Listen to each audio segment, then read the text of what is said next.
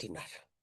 Hola, ¿qué tal? Donde quiera que estén, estamos aquí en el Seminario Constructivista con una pequeña cápsula muy importante porque cuando hablamos del pensamiento crítico, del comportamiento científico y del enfoque sistémico, pues son palabras mayores que requieren nuevas herramientas y nuevas metodologías para que nosotros abordemos la complejidad. Y antes que otra cosa, tenemos que recordar que la complejidad no es saber todo de todo, no es este holismo.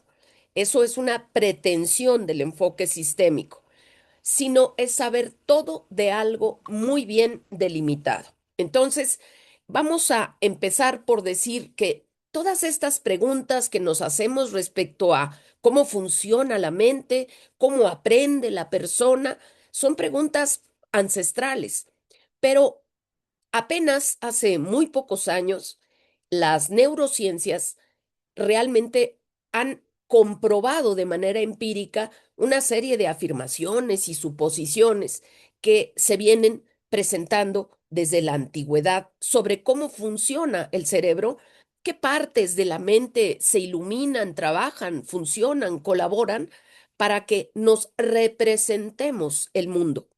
Entonces, las neurociencias vienen a ser, de una manera o de otra,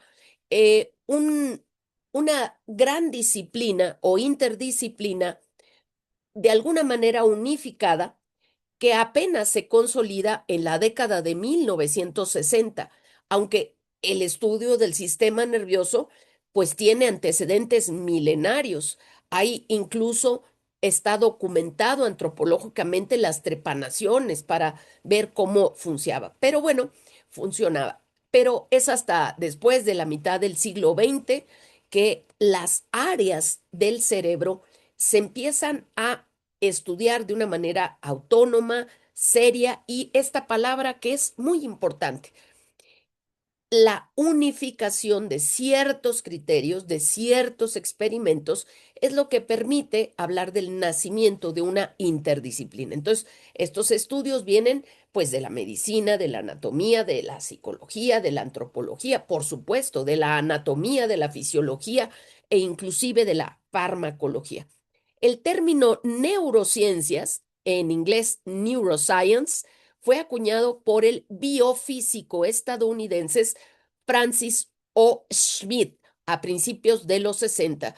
Él fundó justamente un Neuroscience Research Program en el MIT, que es el Instituto Tecnológico de Massachusetts, en 1962. Esta iniciativa fue clave para integrar todas estas ciencias del cerebro. Entonces, tenemos entre estas fechas claves el término, la acuñación del término, la fundación de la Sociedad para las Neurociencias, Society for Neuroscience, y los institutos, los primeros departamentos, los primeros congresos y desde luego los grandes metatextos que de una o de otra manera nos van a dar una perspectiva diferente para responder a estas preguntas.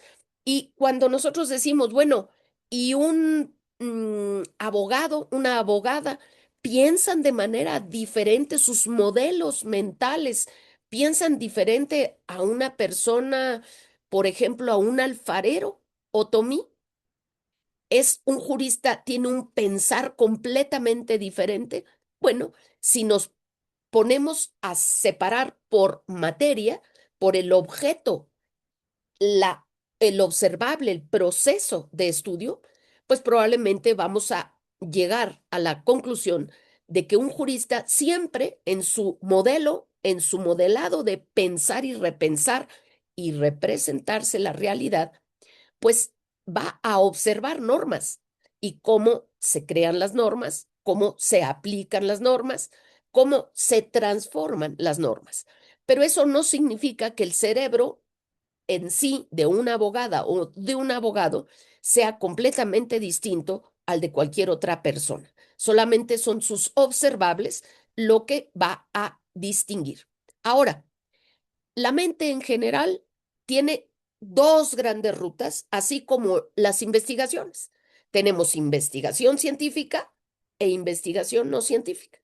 Entonces, igualmente también tenemos modelos de mentes abiertas y de mentes cerradas.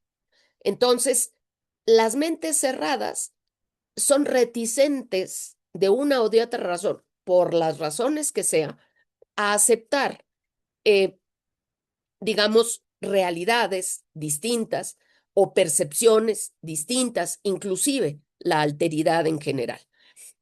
Voy a colocar aquí en pantalla muy rápidamente esta primera búsqueda para mostrarles un primer marco teórico de lo que son los modelos mentales. Pero antes de cualquier otra cosa, pensemos que la subjetividad está dentro de la mente y en la medida en que dos personas interpenetran sus mentes, se habla de intersubjetividad. Ninguna persona jamás podremos ser iguales en toda nuestra entidad subjetiva. En lo que queremos los juristas, la igualdad es en la igualdad ante la ley, ante el derecho, ante las normas jurídicas. Bueno, entonces los modelos mentales son formas simplificadas mentales dentro del cerebro para hacernos representaciones subjetivas, eventuales realidades comprobables o no. Por ejemplo, el amor que yo siento por una persona pues puede representarse con conductas concretas, como la busco, como le hablo, como le miro, pero también tiene una realidad interna. La forma en que yo ame, en que yo perciba, pues esa será mucho más compleja de representar. Muy bien. Entonces, un modelo es usado ¿para qué? Primero, para representar una realidad, sea esta realidad tangible, observable o más intangible como mi idea de la justicia. Pero ¿para qué usar el término de modelos mentales? Para entender sistemas muy complejos en sus características mínimas o básicas, para predecir algún tipo de interacciones o resultados, pero sobre todo para esto que nos interesa sumamente en este curso, tanto de introducción al estudio del derecho como de metodología jurídica para el proceso de toma de decisiones. Un jurista, una jurista necesita conceptos, teorías, herramientas metodológicas para tomar decisiones, porque el derecho tiene que ver con la característica externa de la conducta. El pensamiento en materia jurídica no delinque. Yo puedo haber tenido el pensamiento más terrible del mundo, pero mientras este no se materialice en una forma de autor directo, autora directa o autor intelectual en el que ya trascendió mi pensamiento a otras vías externas, entonces no nos interferimos como lo hacen las religiones o algunos elementos dogmáticos.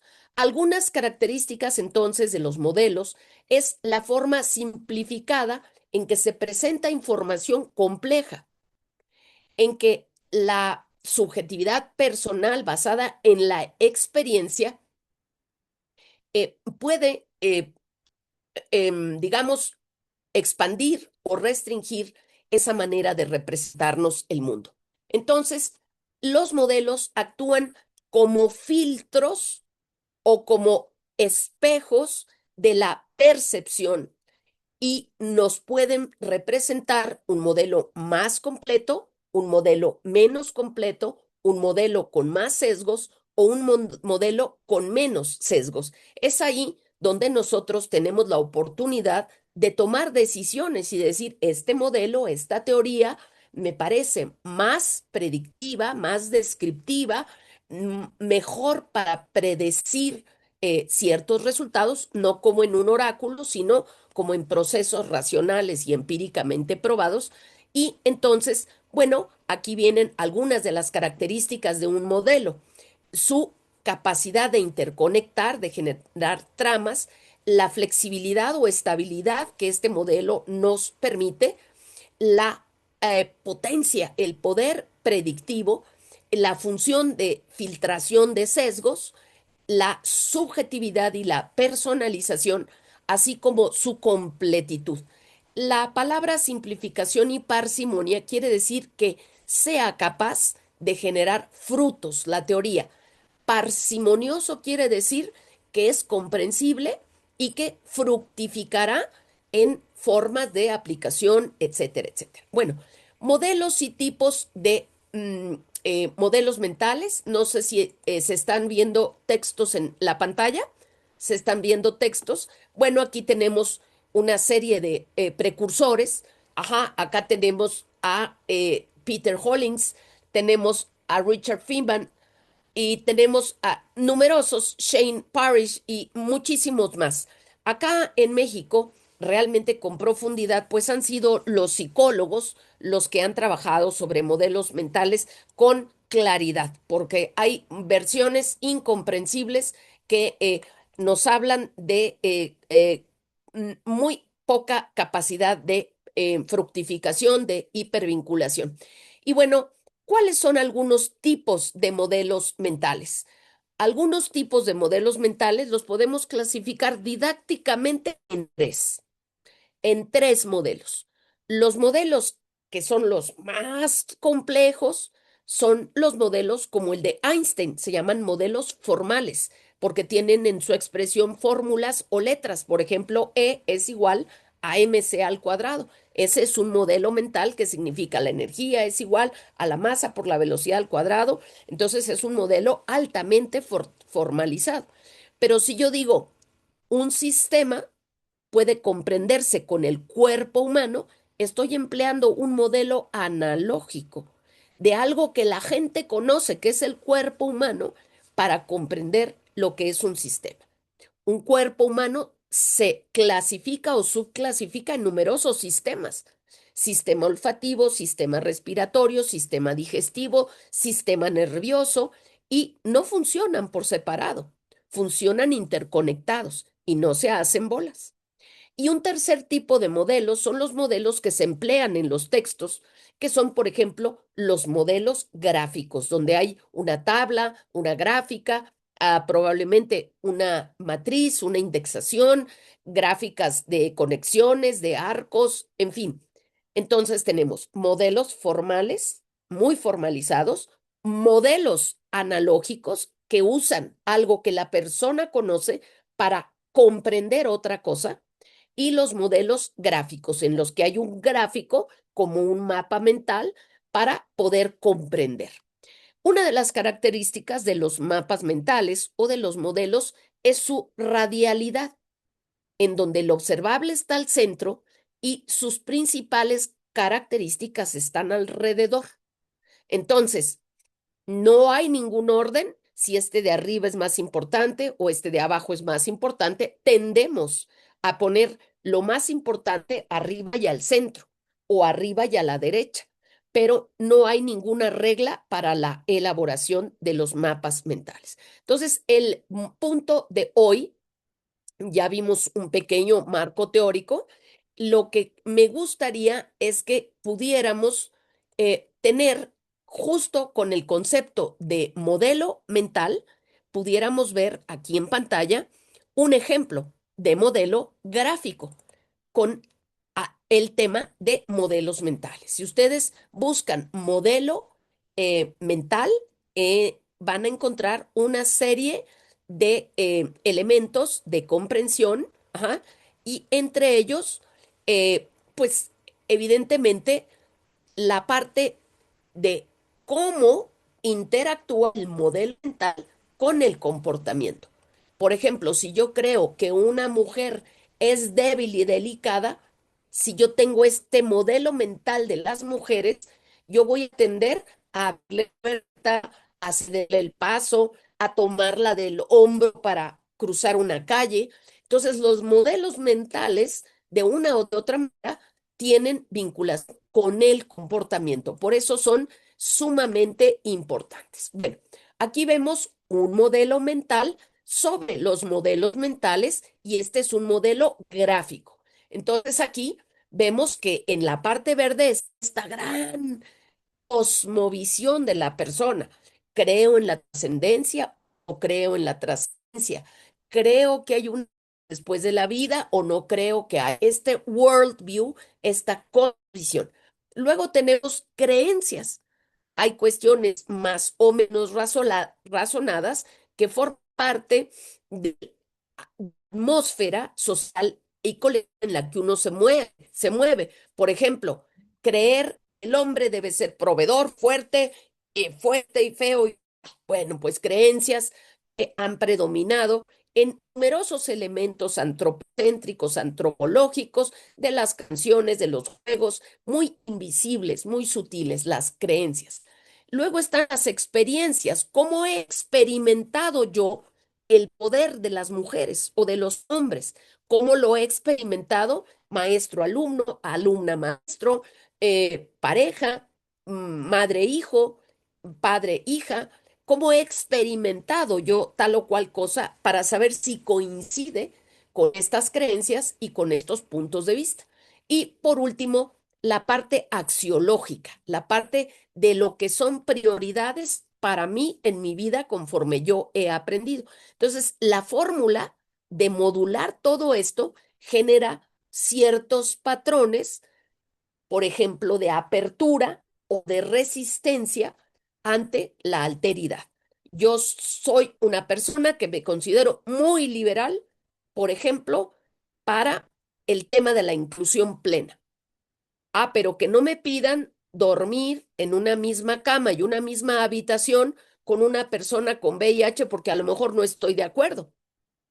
Entonces ahí vemos que este modelo modula de una manera en una cosa es lo que pensamos y cómo se relaciona con la forma en que nos comportamos. Entonces, ahora acabamos de ver este modelo, ya vimos varios textos y los tipos, digamos, de modelos que existen, en general, los estamos simplificando de una manera muy pedagógica en cerrados y abiertos. Y en medio de ellos, pues hay una gran gama. Por eso hemos insistido en el análisis detallado de la lectura de Amartya Sen. Si nosotros nos vamos a las formas de aplicar los modelos, qué conceptos y cómo evaluar patrones, ya nos vamos a otra profundidad. Voy a dejar de compartir para que, por favor, vayamos a centrarnos en responder una pregunta crucial. La primera pregunta que tenemos que contestar en varias materias es si la ciencia jurídica existe o no existe. ¿Y cómo podemos argumentar o comprobar que existe la ciencia jurídica?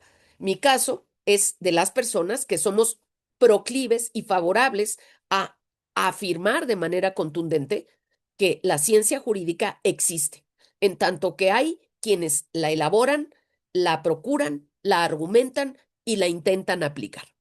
Pero otra pregunta entonces es, ¿cuándo empieza a hablarse de una ciencia jurídica? Y para ello nos hemos remitido a un texto clásico, a un texto básico, que es la Enciclopedia Umeba, y en la Enciclopedia Umeba tenemos una voz que no se llama ciencia jurídica, sino que se llama dogmática, y que vamos a identificar tristemente, pero así fue con el surgimiento de la ciencia jurídica. Es decir, que a la dogmática en el siglo XIX, hace ya casi 2 siglos, se le llamó dogmática y ha tenido una serie de momentos a lo largo de la vida y esos momentos pues van cambiando qué tan científica o no científica es al grado de que hoy día hay personas renuentes a dejar a un lado la palabra dogmática jurídica, porque dicen, es que así fue la ciencia jurídica en el siglo XIX y yo no puedo dejar de decir dogmática, aunque dogma sea exactamente lo contrario a la ciencia. Dogma es aquello en lo que se cree o no se cree sin investigar, sin probar empíricamente y sin ponerlo en duda. Entonces, hay muchísimos motivos por los cuales invitamos a dejar ese término atrás, aunque haya sido el origen de la ciencia jurídica. Si puedes proyectar en pantalla el texto de la OMEVA, por favor, José Manuel. Claro, el texto de la OMEBA. segunda página. Y vamos a encontrar una parte de la frase de la segunda página, segunda columna, muy interesante porque en esa página vamos a encontrar que dice algo que nos llama poderosamente la atención. En materia de filosofía, de teoría jurídica, nosotros vamos a encontrar teorías clásicas, teorías contemporáneas, pero siempre vamos a encontrar un ámbito de argumentación y contraargumentación, inclusive dialéctica, principalmente polidialógica, en donde tenemos muchas argumentaciones con diferencias finas o con diferencias radicales. Sin embargo, vean ustedes este texto que en la primera columna dice muy claramente. ¿Puedes, por favor, leer sin grandes discrepancias hasta donde dice Immanuel Kant? Empezando en el método Grandes dogmático. discrepancias, por favor. En el tercer párrafo que ya habíamos señalado, donde está el punto rojo. El método dogmático de la Escuela Francesa de la Grandes Exégesis. discrepancias, sin grandes discrepancias. Primera columna, tercer párrafo, por favor. Sin grandes discrepancias entre los autores, se ha establecido con cierta claridad el conjunto de factores que influyeron en la aparición de la ciencia jurídica al modo moderno al comienzo del siglo XIX. Muy bien. Resumiendo, Hasta ahí, vamos a dejarle hasta allí para que lo vayan identificando y vayamos haciendo el modelo que nos dice qué factores detonan el surgimiento de la ciencia jurídica. Aquí nos dice, sin grandes discrepancias, en todos los autores que ha consultado este autor, nos dice el conjunto de factores que influyeron. Y entonces ahí empezaríamos a generar el modelo. Ajá.